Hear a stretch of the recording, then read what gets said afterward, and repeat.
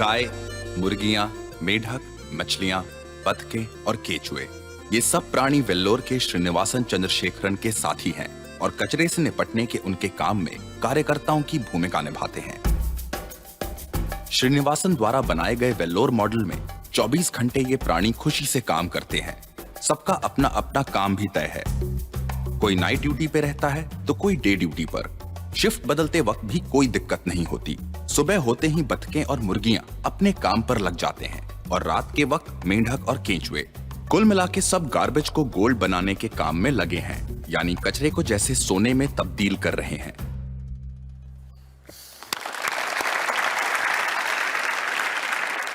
श्रीनिवासन जी, मुझे बड़ा ताज्जुब होता है कि आप जानवरों का इस्तेमाल करते हैं। दरअसल जानवरों से बेहतर ये काम कोई नहीं कर सकता, इसीलिए हम उन्हें काम पे लगाते हैं। वो कैसे? देखिए, गाय के बारे में तो हम सब जानते हैं। गाय दूध देती है, पर 4-5 बछड़े पैदा करने के बाद जब गाय दूध देना बंद कर देती है तो लोग समझते हैं कि गाय बेकार हो गई है। इसी तरह लोग कचरे को भी बेकार समझते हैं, पर माइनस और माइनस के मिलने पर ही प्लस बनता है। बस इन दोनों चीजों को साथ में जोड़ने की जरूरत है।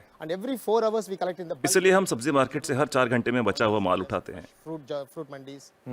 कुदरत ने हर चीज के लिए वक्त दिया है। अगर उस वक्त के अंदर आप सही इस्तेमाल कर ले तो वो चीज बेकार नहीं रहती, उसमें से कुछ काम की चीज निकलती है। इसलिए हम अपने प्रोजेक्ट में गाय को अपॉइंट करते हैं। हर 35 किलो छिलकों के लिए एक गाय। उनका काम है इन सब्जियों के ताजे छिलकों को खाना, गोबर देना और फिर शेड में आराम करना, रिटायर्ड जिंदगी जीना।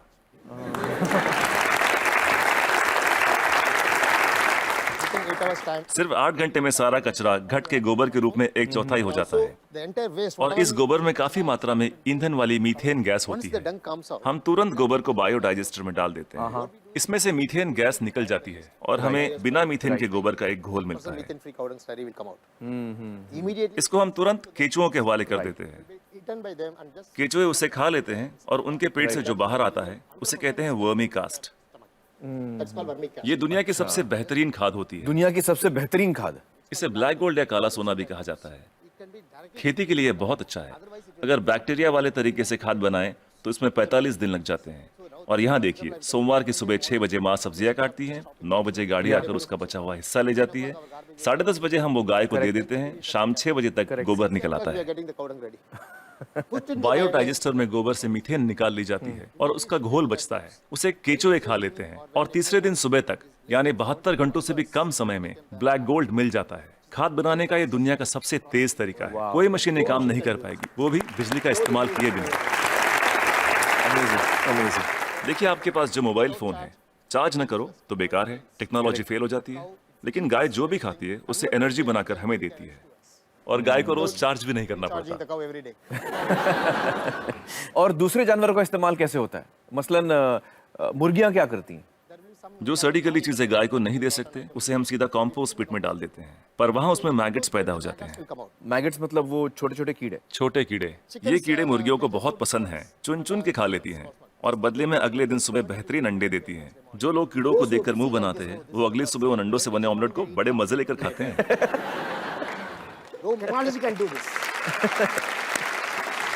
कोई टेक्नोलॉजी, कोई मशीन ये नहीं कर पाएगी। दुनिया में ऐसी कोई मशीन नहीं बनी जो कीड़े खाए और अंडे दे। बिल्कुल ठीक, बिल्कुल ठीक। लेकिन हर चीज में जहाँ कुछ खूबियाँ होती हैं वहाँ कुछ खामियां भी होती हैं। ओके। मुर्गियों के साथ एक परेशानी है, आप चाहे पूरा दिन उनसे काम ना लें, आराम करने दें, फिर भी वो रात को काम नहीं करेंगी। तो रात को कौन काम करता है? रात को हमें मेंढक को काम पर लगाना पड़ता है और वो सिर्फ नाइट ड्यूटी ही करते हैं। कुदरत का करिश्मा है, एक दूसरे की कमी को पूरा कर देते हैं। ना तनख्वाह मांगते हैं, ना बोनस, ना यूनियन बनाते हैं, ना हड़ताल करते हैं, बस अपने अपने काम में लगे रहते हैं। सही है, सही है। तो मुझे बताइए कि ये बतखें क्या करती हैं? बतख का पसंदीदा खाना है मछलियाँ। अब मछली बाजार का कचरा म्युनिसिपैलिटी के लिए सरदर्द होता है, पर वही मछलियाँ बतख के लिए दावत हैं। तो अगर आप हर 3 घंटे में मछली बाजार का कचरा उठा के बतखों को दे दे तो ये तुरंत हजम कर लेंगी। 15-20 मिनट में सब कुछ सफाचट, और कचरा अगले दिन बतखों के खूबसूरत अंडों में तब्दील हो जाएगा।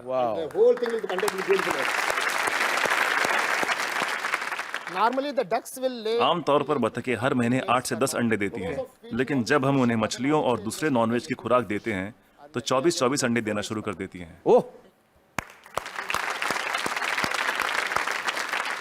And if I have 20 ducks, then multiplied by. Yeah, we have हम हर 11 मादा पे एक नर बतख रखते हैं। on one male duck. Why 11 female and 1 male? हमें तो अंडों से मतलब है, एक ही नर बतख काफी है।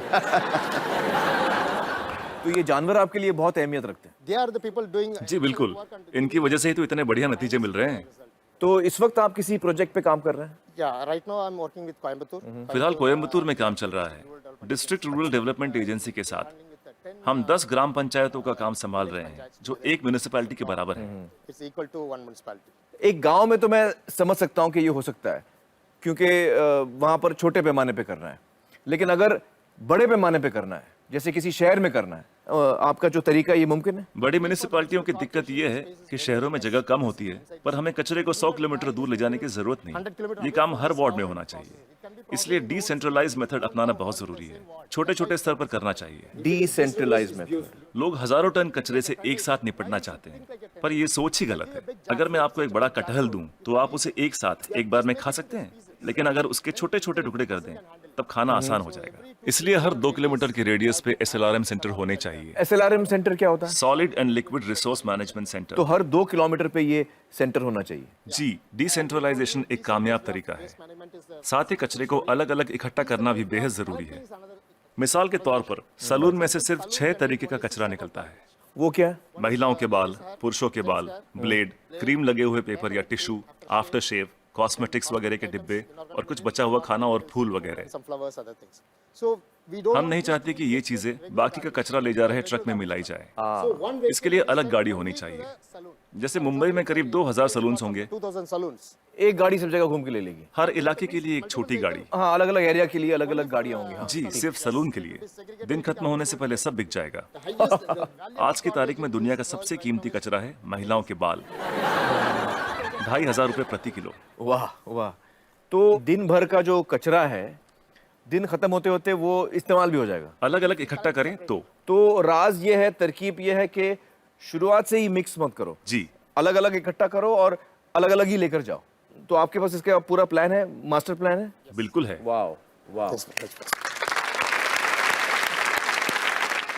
तो मुझे बताइए कि ये जो आपका मॉडल है, इसमें खर्चा कितना आता है? See, this is totally self-sustainable. देखिए, ये मॉडल अपना खर्च खुद निकाल लेता है। Experience I'm telling you. मैं अपने तजुर्बे से कह सकता हूँ कि आपके घर के हर रोज के कचरे से 3 रुपए वसूले जा सकते हैं। Garbage. मतलब आप अगर मेरा कचरा लेंगे तो आप मुझे 3 रुपए देंगे। उसे 3 रुपयों में बदल सकता हूँ, 3 रुपए में तब्दील कर देंगे, बदल देंगे। और कचरा उठाने का कोई भी चार्ज लिए बिना।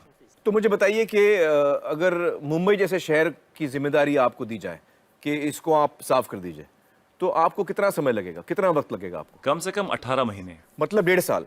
तो मतलब 1.5 साल में आप मुंबई की काया पलट कर सकते हैं। Yes. जी, बिल्कुल कर सकते हैं। बहुत बहुत शुक्रिया श्रीनिवासन जी, बहुत ही कमाल के सुझाव आपने दिए हैं। बहुत बहुत शुक्रिया, थैंक यू सो मच।